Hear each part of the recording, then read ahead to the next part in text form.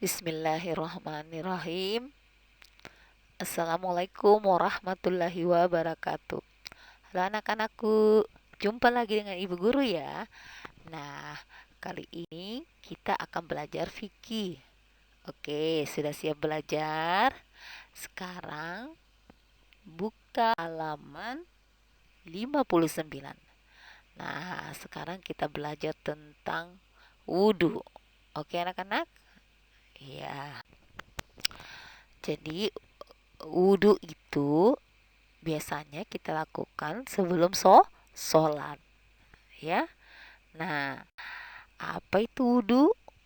Wudhu yaitu bersuci dengan menggunakan air, membasuh muka, membasuh kedua tangan, menyapu kepala, dan membasuh kedua kaki sampai mata kaki ya. Nah, oke, sudah paham? Jadi wudhu itu sama dengan kita bersuci.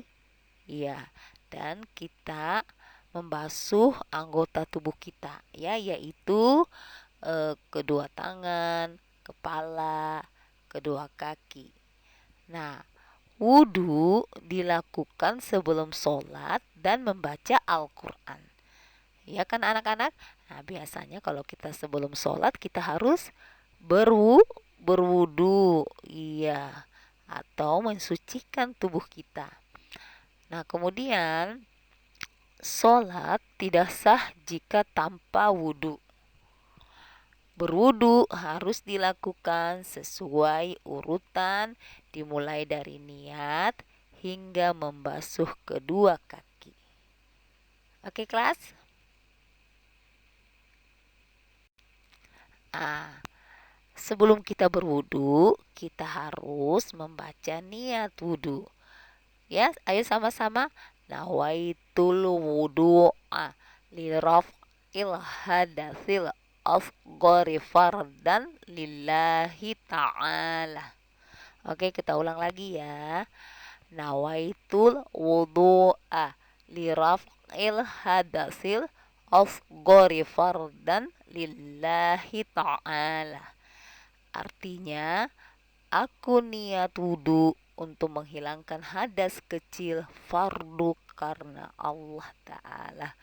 Iya, jadi berwudu itu nak, misalnya kita habis membuang air besar atau membuang air kecil dan tiba saatnya sholat, nah kita harus berwudu, harus mensucikan diri. Oke, pintar ya. Nah, wudhu juga itu nak mempunyai eh, tata cara atau sunnah wudhu ya. Nah, sunnah wudhu yang pertama membaca basmalah, yaitu Bismillahirrahmanirrahim. Yang kedua, mencuci kedua telapak tangan. Dan ketiga, berkumur-kumur. Yang keempat, memasukkan air ke dalam hidung dan mengeluarkannya. Yang kelima, membersihkan sela-sela jari tangan dan kaki ya, membersihkan sela-sela jari tangan dan kaki. Kemudian mendahulukan yang kanan dari yang kiri.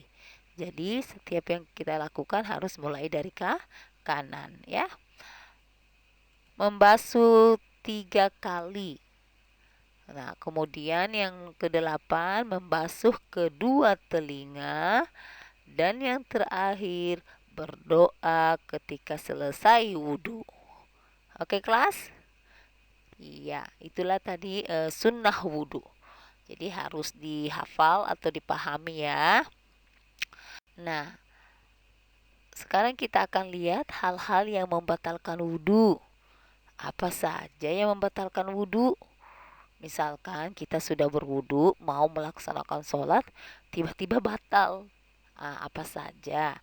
Pertama, buang air besar. Ya, buang air besar. Nah, jadi kalau kita sudah berwudu kemudian rasa mau buang air besar, berarti kita harus berwudu lagi karena sudah batal ya. Yang kedua, buang air kecil. Yang ketiga, keluar angin atau kentut. Nah, jadi kalau kentut membatalkan wudhu ya. Yang keempat, gila.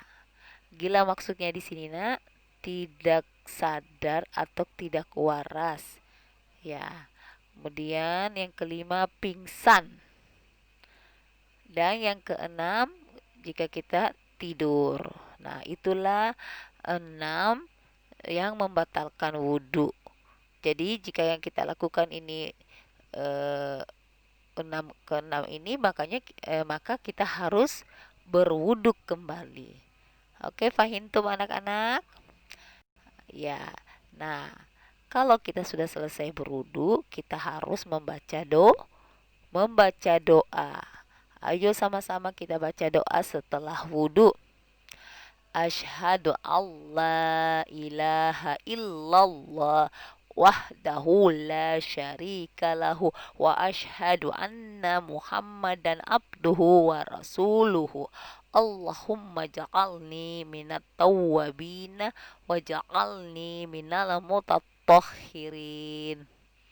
Ya, jadi setelah berwudu kita harus membaca doa setelah wudu ya. Oke, baik anak-anak, itulah tadi materi tentang wudu ya. Nah, sekarang tugas di rumah kalian mempraktekkan cara berwudu yang benar ya. Mempraktekkan cara berwudu yang benar.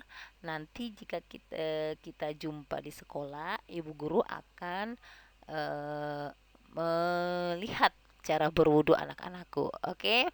Kemudian menghafalkan niat wudu ya, dan menghafalkan doa setelah berwudu. Nah, tiga tugas ini silakan dihafal di rumah. Kemudian nanti ibu guru akan ambil nilainya jika kita ketemu di sekolah.